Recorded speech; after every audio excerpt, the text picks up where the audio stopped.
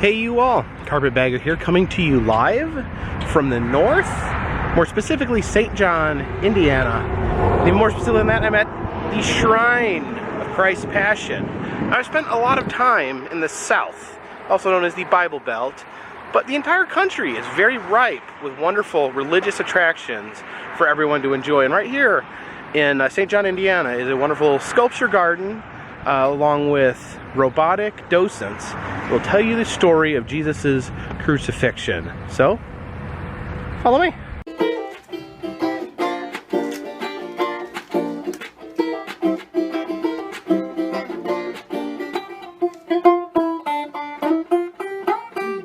It's a statue they have here called Our Lady the New Millennium. Is very, very impressive. Very interesting facial expressions. There you can see the crown of flowers.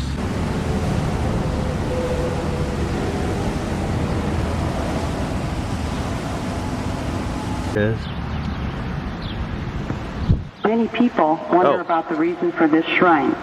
We'd like to explain. Okay. She was just a 14-year-old little Jewish girl when an angel appeared to her and told her she was to have a son, the child of the Most High, who she was to name Jesus. Her yes changed the world forever.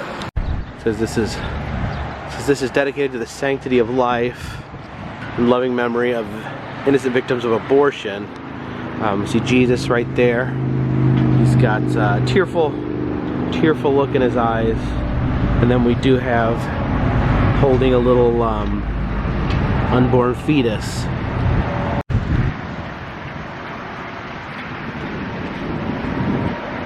Woe to those who call evil good and good evil, who put darkness for light and light for darkness.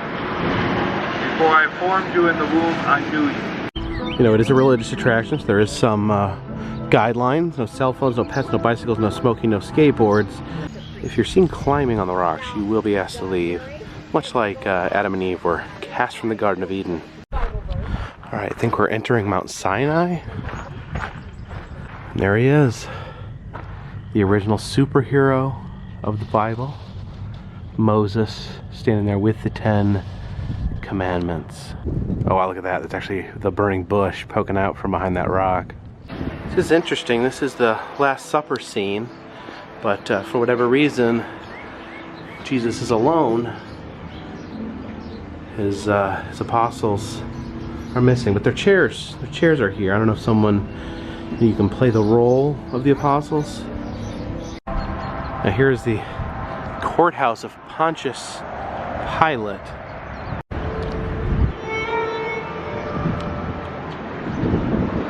Jesus is condemned to death. Pilate said to them, "What should I do with Jesus, who is called the Messiah?" All of them said, "Let him be crucified." Then he asked, "What evil has he done?"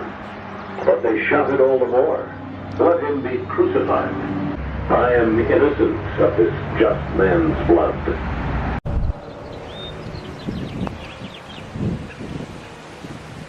Jesus accepts his cross. The heavy cross was laid upon Jesus' bruised shoulders. He accepted his cross even joyously, because by that cross, Jesus falls the first time.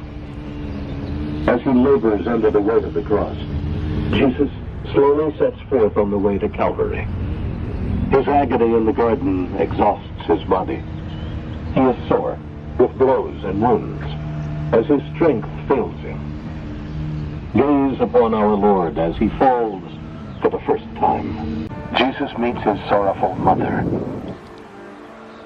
Carrying his cross, Jesus looks up and sees his mother.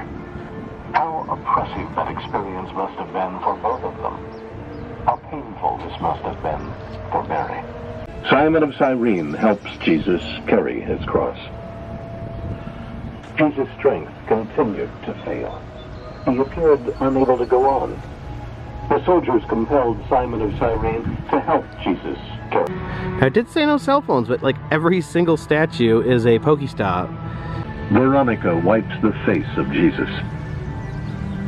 Veronica compelled by devotion and compassion, makes her way through the crowd and presents her veil to Jesus to wipe his face. Jesus falls a second time. The suffering Jesus, under the weight of his cross, again falls to the ground.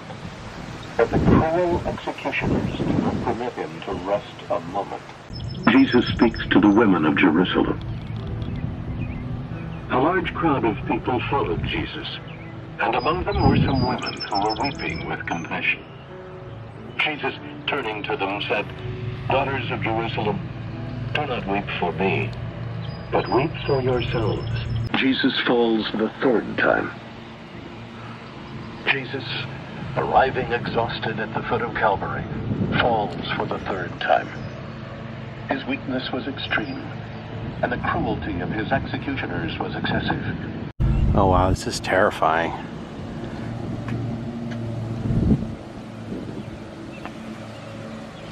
Jesus is stripped of his garments.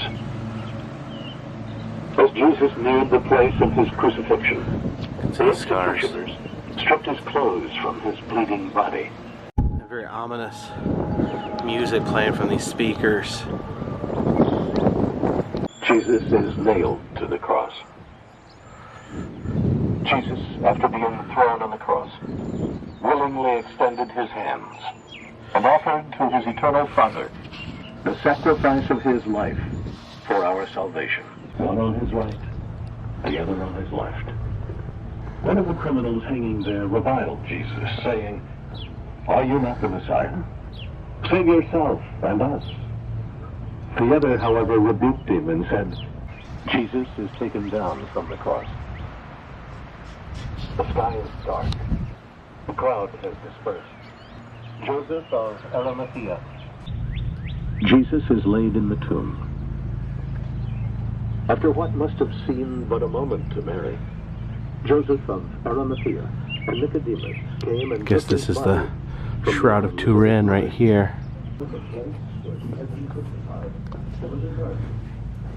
And there's the Left Behind shroud. There's an angel praying. The post-resurrection appearances. When he had risen, early on the first day of the week, he appeared to Mary Magdalene. This way to the Ascension. The disciples went to Galilee, and when Jesus approached, he said to them, Oh wow. "All power in heaven Look at and that. on earth has been given to me.